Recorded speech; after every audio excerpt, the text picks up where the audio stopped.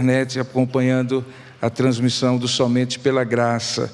Quero agradecer o convite que foi feito, a oportunidade de poder ministrar a palavra de Deus, agradecer a Samuel, que além de pastor daqui também trabalha conosco ali no Colégio Presbiteriano Mackenzie de São Paulo, sua esposa Ana Júlia, que também está ali conosco, trabalhou muito tempo como nosso auxiliar, nosso assistente de capelania e fez um trabalho excelente e hoje está no colégio. Que bom revê-la, Ana, que bom. Quero agradecer também a confiança do reverendo Arival e todo o conselho da Igreja Presbiteriana de Pinheiros em nos ter aqui nesse momento para ministrar a palavra de Deus. E trago comigo uma palavra de saudação de todo o Instituto Presbiteriano Mackenzie, também da minha igrejinha lá em João Pessoa, a Igreja Presbiteriana de Tambaú, que também está à disposição dos irmãos quando eles estiverem na cidade mais bonita do Brasil, que é João Pessoa. Cidade com um clima terrível, muito ruim, águas assim sujas, não são águas cristalinas, frias, muito frias. A água de coco lá é meio salgada e sopra uma brisa sempre quente, povo muito antipático, comida ruim, muito ruim a comida de lá. Eu tenho que fazer essa propaganda ou antipropaganda porque o pessoal está ficando apaixonado por João Pessoa nos últimos anos e a cidade está crescendo muito. Mas para você que é daqui, a gente tem um convite especial. Quando estiver por lá, passe pela Igreja Presbiteriana de Tambaú, vai ser uma alegria recebê-lo lá conosco. E também ali na chancelaria, querendo dar uma subidinha no número 9, no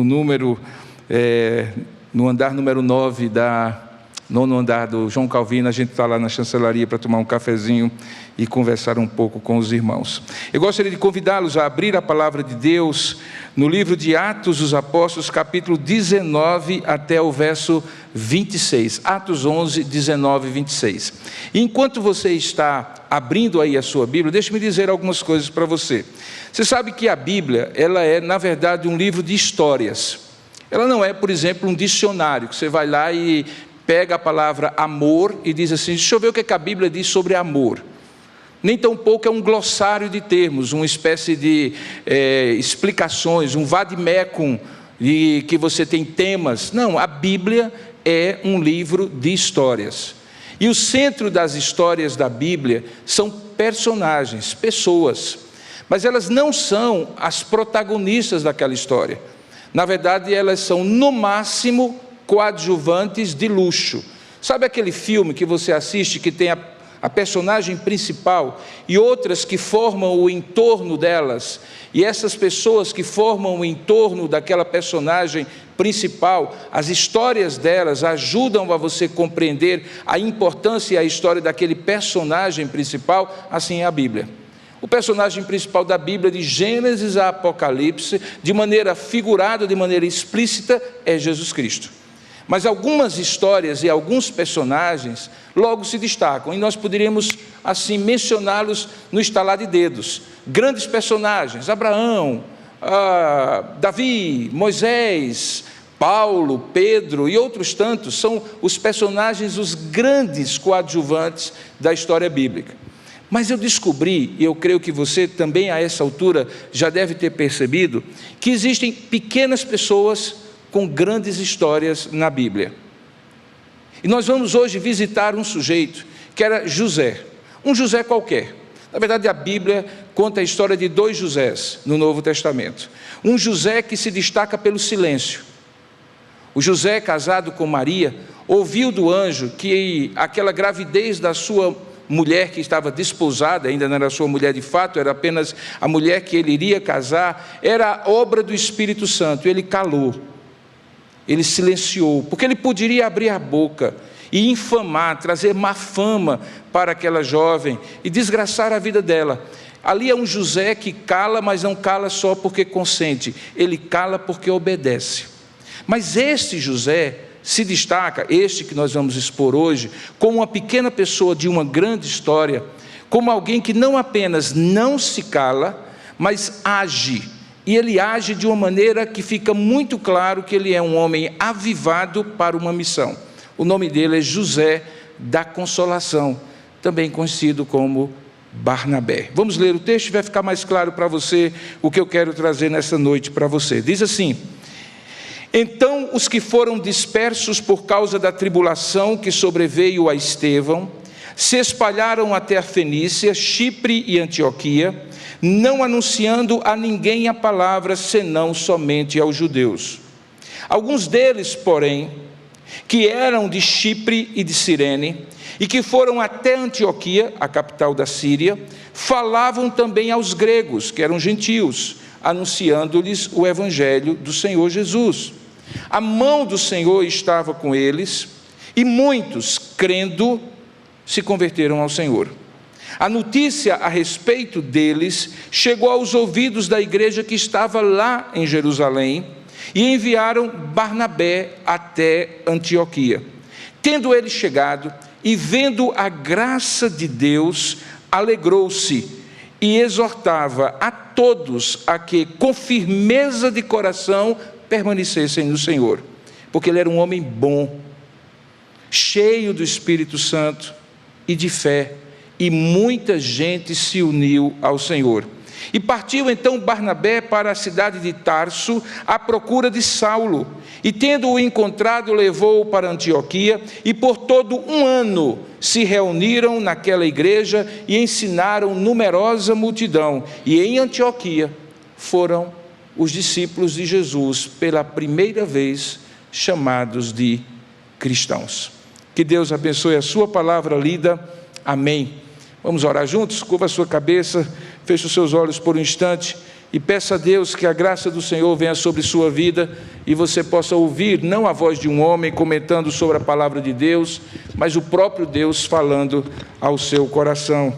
Então curva a sua cabeça mesmo onde você está e por favor ore comigo nesse momento pedindo a bênção de Deus sobre a sua vida.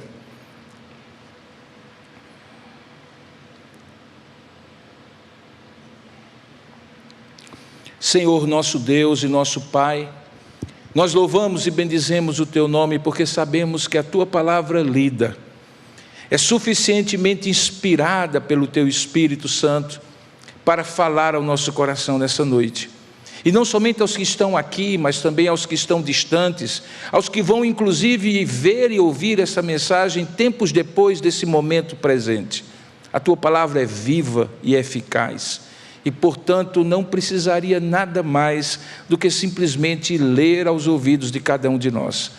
Mas cabe-nos agora entendê-la um pouco mais profundamente, e para isso precisamos, ó Pai, da iluminação do Teu Espírito Santo. Esse mesmo Espírito que inspirou, ilumine agora o nosso coração, Senhor. Abra o nosso entendimento, fale conosco. A mesma palavra que será proferida, traga luz, graça, amor e sabedoria, traga o fulgor da Tua presença para dentro de nós, nós que aqui estamos e nós que estamos distantes. Fala conosco, Pai, é o que nós oramos em nome e para a glória do Senhor Jesus. Amém. Esse Barnabé era conhecido como José. Na verdade, ele recebeu o nome de Barnabé desde quando ele foi identificado logo no comecinho do livro de Atos, no capítulo 4, por uma atitude que ele tomou que foi absolutamente extraordinária. O contexto lá de capítulo 4 e começo do capítulo 5 de Atos é de um contraste. Se por um lado no capítulo 5, Ananias e Safira, aquele casal, é colocado na narrativa de Lucas para demonstrar como não se deve fazer, Barnabé é mencionado momentos antes para demonstrar como se deve fazer. Em relação a quê? Em relação à maneira como você deve dedicar as suas coisas a Deus. Ananias e Safira vendeu um terreno, reteve parte do valor, chegou aos apóstolos, dizendo que o valor do terreno total era X, quando na verdade era X, menos alguma coisa que eles tinham colocado no bolso. Aquela atitude deles repreensível foi imediatamente percebida e discernida por Pedro, e pelo juízo de Deus eles morreram aos pés do apóstolo. Mas momentos antes, Já tinha sido registrado por Lucas que um homem chamado José, a quem os apóstolos chamavam de filho da consolação, Barnabé significa Barnabide, que em hebraico significa filho do profeta, e como o profeta é o profeta que exorta, edifica e consola, ele ficou para a história como filho da consolação. Aquele homem vendeu um terreno também e trouxe todo o valor para aqueles apóstolos, e daquela maneira ele inicia a sua trajetória na narrativa de Lucas.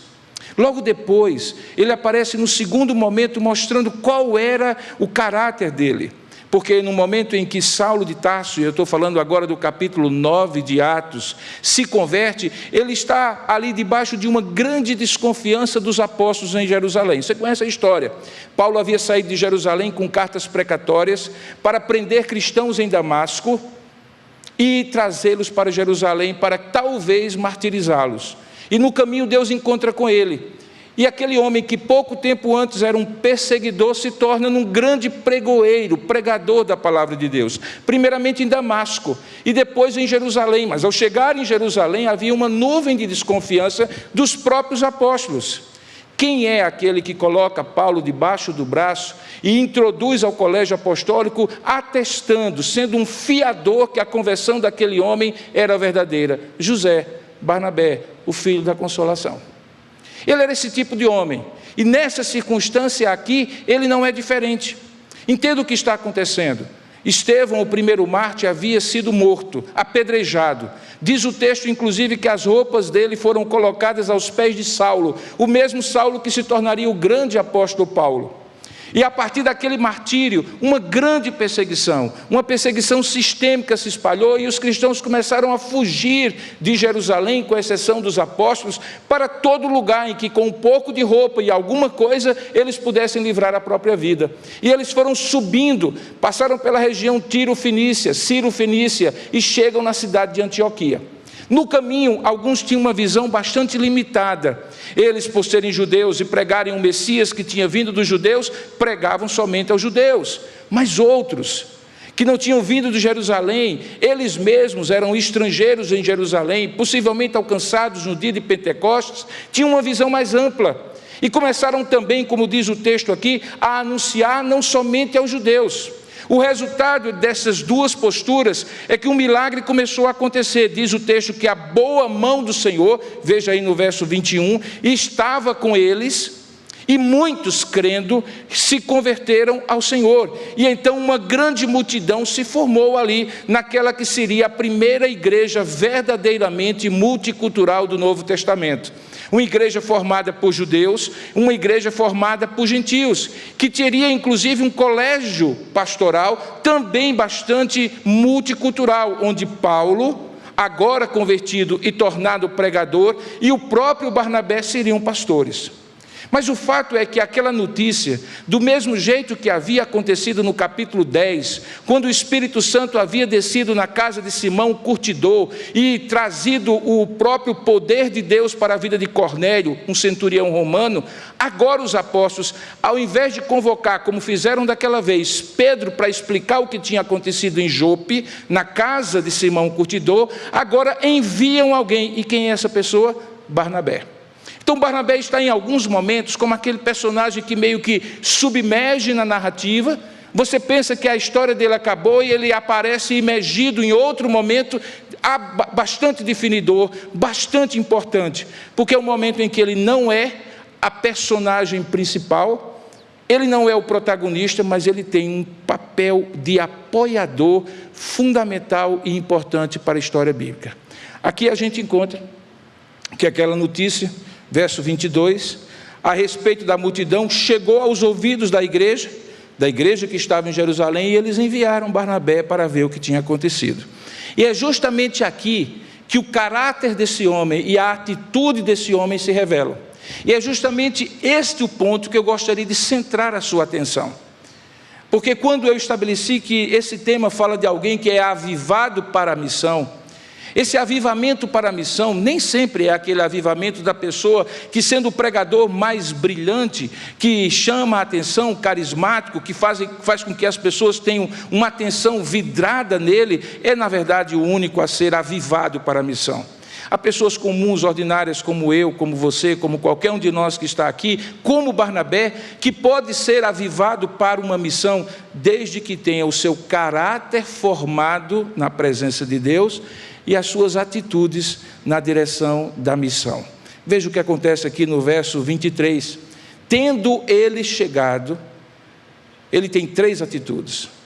A primeira, ele vê aquilo que talvez outros não veriam. Ele vê a graça de Deus. Eu não sei se você percebe que aqui a gente tem um grande potencial de problema. Esse problema vai gerar depois um concílio, o Atos capítulo 15, o concílio de Jerusalém, justamente por causa desse conflito no mesmo lugar entre judeus e gentios. Os judeus judeus convertidos obviamente, dizendo que os gentios deveriam primeiro se tornar judeus para depois serem aceitos na igreja. E os gentios dizendo que não, que na verdade a nova circuncisão era a circuncisão de coração, por intermédio da obra e da graça de Jesus Cristo. Esse conflito vai dar depois a necessidade de Paulo escrever a carta que ele escreve, a primeira, na minha opinião, aos Gálatas. E depois um concílio em Atos capítulo 15 é convocado para dirimir essa questão. Então havia aqui um potencial muito grande de problema, de conflito. Havia questões étnicas, talvez questões de linguística, porque alguns não falavam necessariamente o hebraico como primeira língua. Haviam questões religiosas e havia questões teológicas. Afinal de contas, este evangelho, esse Messias, era apenas para os judeus, ou era primeiro para os judeus, como Paulo defendeu, mas também para os gentios? Essa posição prevaleceu e graças a Deus por isso nós estamos aqui, porque a igreja se tornou aquele mistério que estivera oculto. Paulo fala isso em Colossenses capítulo 1, verso 26, que Deus desde o início queria que ficasse revelado. E qual era o propósito de Deus? Que judeus e gentios formassem um só povo chamado igreja. Aquilo certamente foi visto por Barnabé, porque seria visto por qualquer líder experiente, que olhasse e dissesse assim: rapaz, vai dar algum problema aqui, esse povo todo junto e misturado. Mas o que é que Barnabé prefere ver? Ele prefere ver a graça de Deus. Isso revela o caráter dele.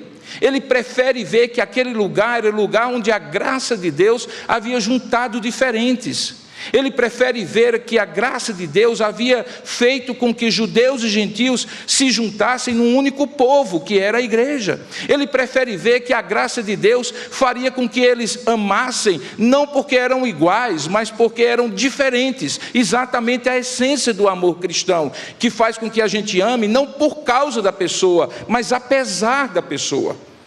Por isso que diz o texto, Lucas descrevendo, que ele viu a graça de Deus.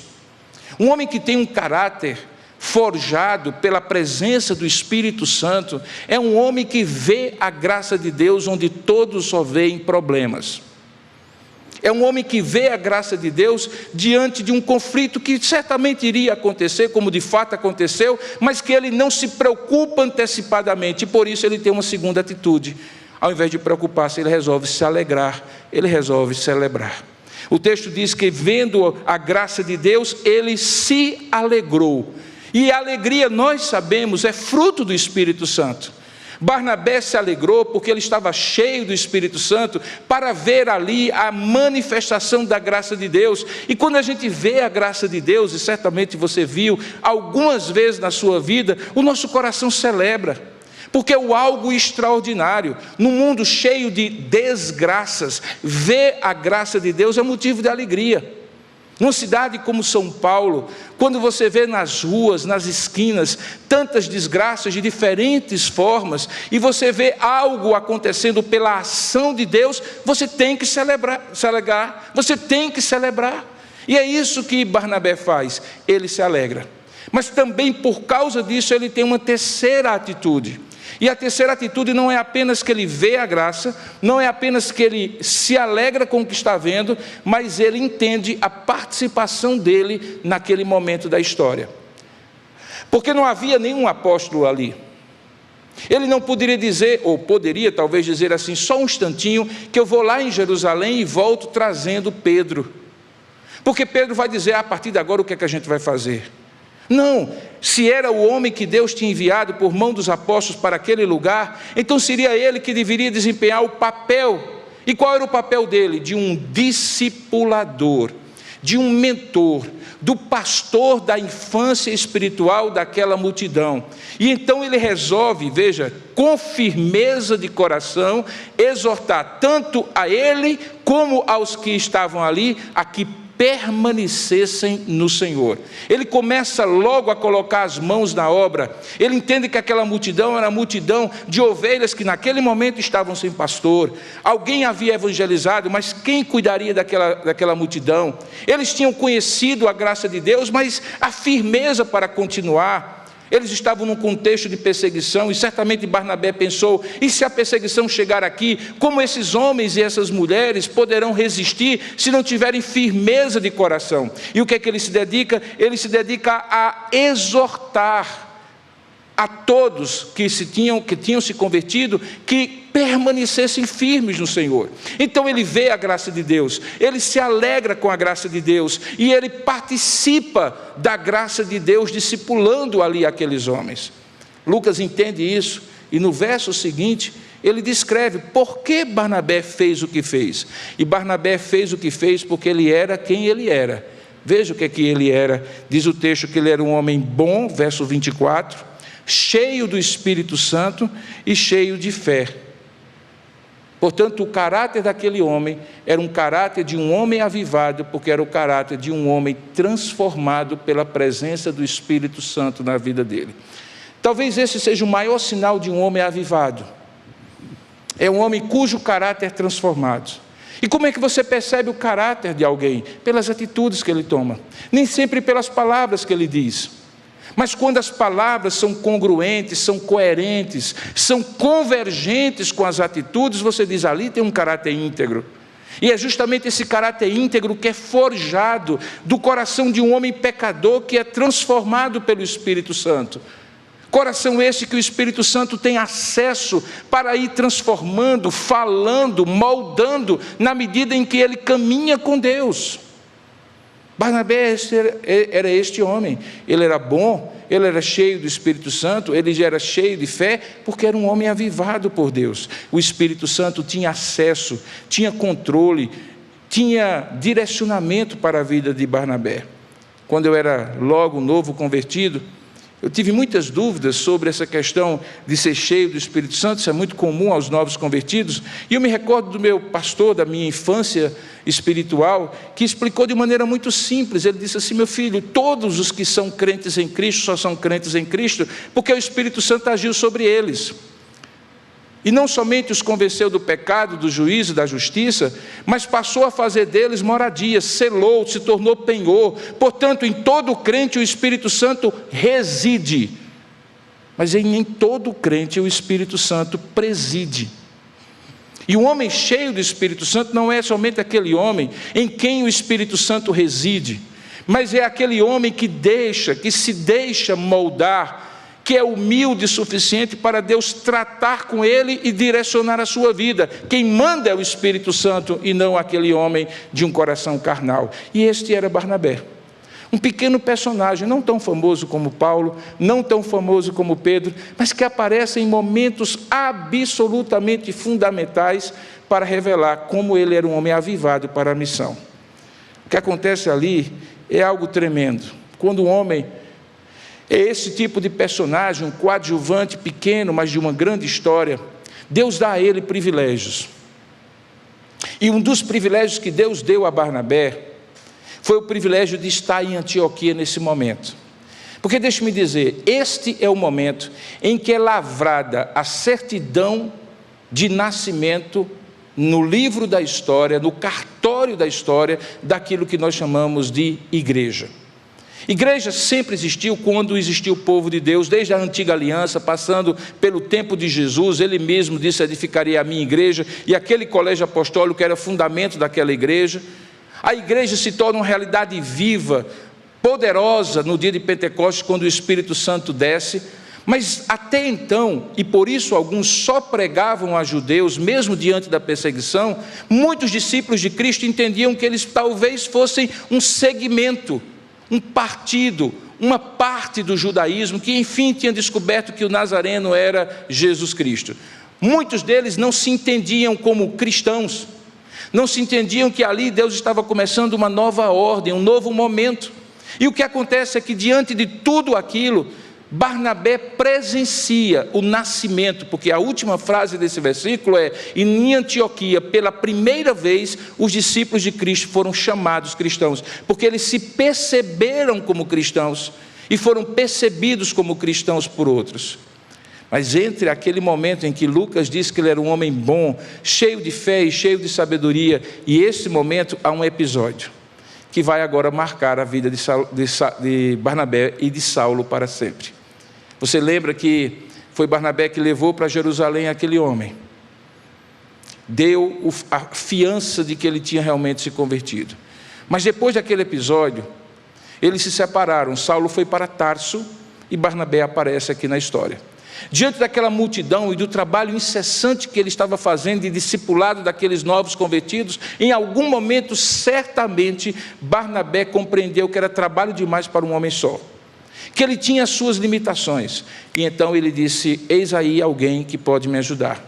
E ele vai até Tarso, e busca em Tarso Saulo de Tarso, e o traz de volta para si. Diz o texto que juntos por quase todo um ano, eles se reuniram naquela igreja e ensinaram aquela numerosa multidão. O trabalho que Barnabé poderia fazer sozinho, ele entendeu que era melhor fazer com alguém mais. E ali ele estabeleceu um padrão que ainda hoje eu lhe digo: tudo que você puder fazer sozinho, vai ser muito melhor se você fizer com alguém. Porque o trabalho conjunto tem a bênção de Deus sobre ele. E isso acontece aqui, e vai marcar a história de Barnabé e Saulo para o resto da vida, a ponto de quando eles chegam na primeira viagem missionária, e ambos estão na cidade de Listra, e Paulo era o pregador, e Barnabé era aquele que dava maior apoio, um líder apoiador que estava ali tentando tratar da logística da coisa. Aqueles que estavam ali imaginavam que eles eram deuses, e deram a Paulo o nome de Mercúrio, porque na mitologia grega, Mercúrio é o portador da palavra, e deram a Barnabé o nome de Júpiter. E Barnabé não teve problema nenhum, porque não somente na Via Láctea, mas também no panteão espiritual, às vezes Júpiter é muito maior do que Mercúrio, porque o líder apoiador como ele, acaba não estando à frente da cena, mas sendo tão importante para que ela aconteça. Só há um momento em que parece que Barnabé e Saulo se desentendem e não conseguem caminhar juntos. É quando, logo no início daquela primeira viagem missionária, João Marcos, que havia sido trazido como companheiro para Paulo e Barnabé, decide voltar e deixa que o restante da viagem aconteça sem a presença dele. Ninguém sabe o motivo, talvez porque era jovem demais, talvez porque temeu o desafio de ir para terras estrangeiras pregar Jesus como Messias, talvez porque imaginava que, como a viagem primeira começou por Chipre, que seria em Chipre que eles ficariam, porque Chipre era a cidade natal não apenas de Barnabé, a ilha onde eles moraram e nasceram, mas também de João Marcos. Mas o fato é que ele disse: eu não caminho mais com vocês. O tempo passa, e quando começa a segunda viagem missionária, Barnabé faz menção de trazer consigo João Marcos. E aí Paulo diz: esse não foi firme, não foi leal, esse comigo não vai.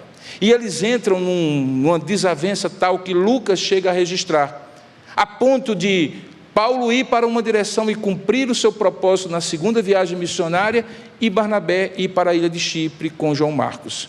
Aparentemente, na concepção de Paulo, João Marcos era imprestável, era inútil, porque não tinha sido firme o suficiente na primeira viagem. Mas o que acontece com aquele homem chamado Barnabé? Ele olha para aquele jovem, provavelmente, e diz: aqui há um potencial, mas junto com o potencial uma grande imaturidade. E não é assim a vida? Quantas vezes nós olhamos para as pessoas e dizemos: isso aqui tem um potencial, mas é muito imaturo ainda, e a gente tem uma opção: deixar que a pessoa amadureça sozinha, deixar que outro ajude a amadurecer, ou investir na vida da pessoa. E aparentemente Barnabé disse: eu vou investir na vida de João Marcos. Sabe qual é o resultado? Paulo está agora preso, na sua última prisão, e escreve uma carta, a segunda carta a Timóteo, uma das cartas da prisão. E lá ele diz assim: faça o possível para trazer João Marcos para estar comigo, e olha só a expressão que ele usa, porque ele me é muito útil no ministério. O que fez João Marcos de um desprezado, inútil, que não servia para nada, para um homem que o próprio Paulo, tempos depois, reconheceria como útil para ele? O investimento que Barnabé fez sobre ele e que o fez amadurecer. Você entende agora como eu digo que às vezes essas histórias aparecem parecem despercebidas para nós na história bíblica? Elas são histórias com personagens, e às vezes os personagens mais importantes não são aqueles personagens que aparecem, não são aqueles que têm muita repercussão. Há pequenos anônimos na história da igreja que fizeram uma grande diferença. É quase como se a gente pudesse dar o título desse sermão: Pequenas Histórias, Pequenos Homens, Grandes Histórias. A história de Barnabé é uma grande história. Ele aparece mais algumas vezes, no total de 34 vezes no Novo Testamento, a maioria deles no livro de Atos. Mas esse episódio, particularmente aqui, em que ele chega naquela cena, vê a graça de Deus, se alegra e investe na vida daquelas pessoas, estabelece um paradigma.